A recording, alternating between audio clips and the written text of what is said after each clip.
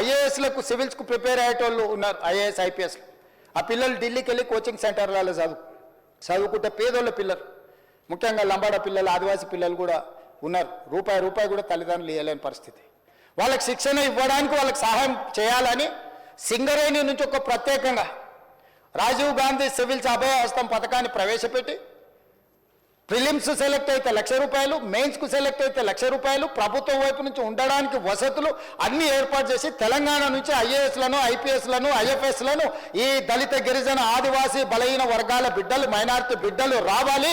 ఈ రాష్ట్రమే కాదు ఈ దేశ నిర్మాణంలో భాగస్వాములు కావాలి వాళ్ళ ఐఏఎస్లు, ఐపీఎస్లు అయితే ఏ రాష్ట్రంలో ఉన్న కేంద్రంలో ఉన్న ఈ తెలంగాణ అభివృద్ధికి పాటుపడతారని ఆ పిల్లల్ని భుజం తట్టి ప్రోత్సహించి జ్యోతిరావు పూలే భవన్కి పిలిపించి ఒక్కొక్కరికి అభినందించి వాళ్ళకి చెక్కులు ఇచ్చిన చరిత్ర మాది అధ్యక్ష. ఎన్నడన్నా సివిల్స్కు ప్రిపేర్ అయ్యేటోళ్ళని కనీసం అభినందించిండ్రా, బుక్కడి భువనన్న పెట్టినరా అని నేను అడుగుతున్నా అధ్యక్ష. అమరవీరులు మీకు పట్టారు, ఉద్యమకారులు మీకు పట్టారు, నిరుద్యోగులు మీకు పట్టారు, పోనీ కెరీర్ను ఎన్నుకొని కష్టపడి చదువుతున్న విద్యార్థులు మీకు పట్టరు. ఎవరు పడతారా మీకు? కమిషన్లు ఇచ్చే కాంట్రాక్టర్లు, దావతులు ఇచ్చే దోస్తులు, వీళ్ళేనా అధ్యక్ష మీకు కావాల్సిన వాళ్ళు ఎప్పటికీ శాశ్వతంగా?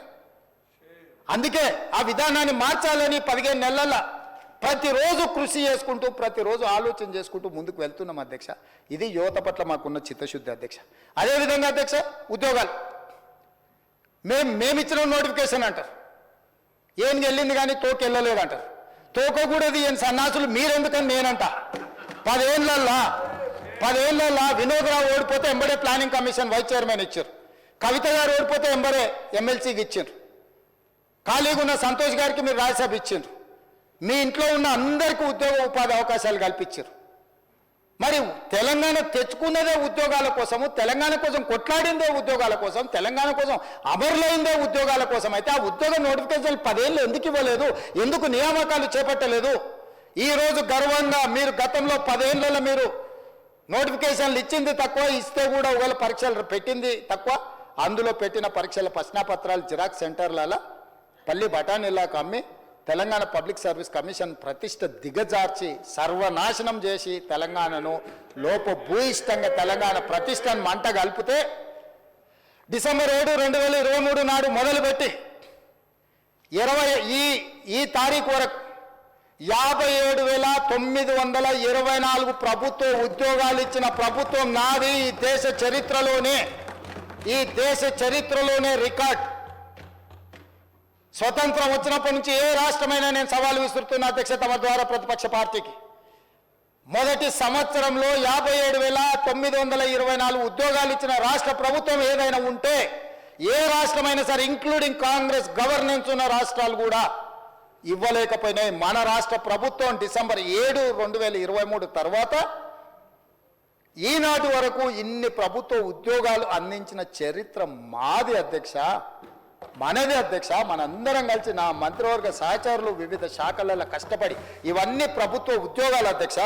మీకు ఒక లెక్క చెప్పాలి అధ్యక్ష, 2023 జూలై నుంచి సెప్టెంబర్ వరకు నిరుద్యోగ రేటు 22.9% ఉంటే 2024 జూలై నుండి సెప్టెంబర్ వరకు 18.1%కి తగ్గింది అధ్యక్ష. తెలంగాణ రాష్ట్రంలో నిరుద్యోగ సమస్య 22.9% నుంచి 18.1%కి నిరుద్యోగ సమస్యను తగ్గించిన చరిత్ర మా ప్రభుత్వాన్ని. ఈ లెక్కలు నేను చెప్పట్లేదు, కేంద్ర గణాంక శాఖ నిర్వహించిన లేబర్ ఫోర్స్ సర్వే అధ్యక్ష, గవర్నమెంట్ ఆఫ్ ఇండియా అఫీషియల్గా ఇచ్చిన సర్వే రిపోర్ట్ అధ్యక్ష. This is not any Congress party or any our own survey people ఇచ్చిన రిపోర్ట్ కాదు అధ్యక్ష. నిరుద్యోగ సమస్యను తగ్గించిన రాష్ట్రంలో తెలంగాణ రాష్ట్రం ముందు బాగానే నిలబడ్డది అధ్యక్ష. ఇవన్నీ మా కష్టానికి, మా పోరాటానికి, మేము చేసిన ప్రయత్నానికి ప్రతిఫలం అధ్యక్ష.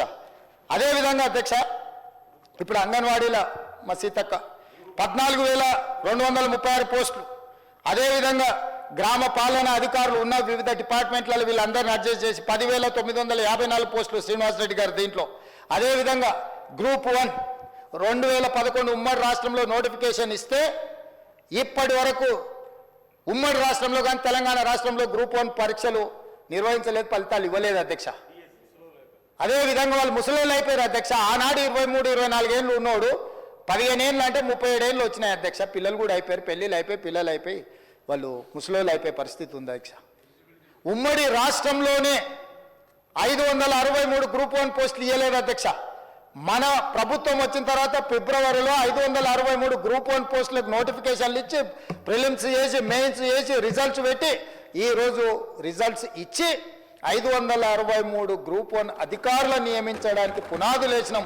రాబోయే 30 రోజుల్లో తెలంగాణకు 563 గ్రూప్ 1 ఉద్యోగస్తులు రాబోతున్నారు అధ్యక్ష. ఇదే కాదు అధ్యక్ష, గ్రూప్ 2లో కూడా లక్షలాది మంది సంవత్సరాల కొద్దీ ఎదురు చూస్తుంటే 783 పోస్టులు గ్రూప్ 2లో కూడా ఇవ్వడానికి రోజు ప్రభుత్వం రంగం సిద్ధం చేసింది.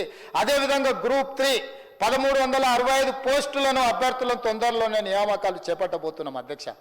11,000 డిఎస్సి పోస్టులు ఇచ్చినాం అధ్యక్ష. గ్రూప్ 1, గ్రూప్ 2, గ్రూప్ 3 రాబోయే 40 రోజుల్లో నియామకాలు చేపట్టబోతున్నాం అధ్యక్ష. ఇది యువత పట్ల మాకున్న చిత్తశుద్ధి. మా ఉద్యోగాల కోసం కాదు, ఏ ఎల్పీ స్టేడియంలో మేము ఉద్యోగ ప్రమాణం చేసినామో నేను నా మంత్రివర్గ సహచరులు అదే ఎల్పీ స్టేడియం సాక్షిగా తలలు లెక్కబెట్టి ఇన్ని ఉద్యోగాలు ఇచ్చిన చరిత్ర మాది. మేము తెలంగాణ ప్రజలకు ఇచ్చిన మాట ఇది అని నేను చెప్పదలుచుకున్నా అధ్యక్ష.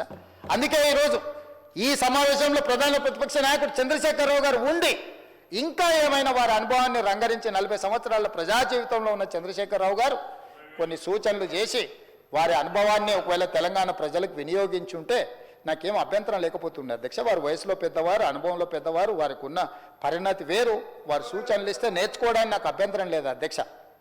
నేను జడ్పీటీసీ, ఎమ్మెల్సీ, ఎమ్మెల్యే, ఎంపీగా పనిచేసిన, మంత్రికి ఎప్పుడు పనిచేయలేదు. డైరెక్ట్గా ముఖ్యమంత్రిగా చేస్తున్నా. నేను కూడా ఏదైనా సూచన ఇస్తే తీసుకుంటా అధ్యక్ష.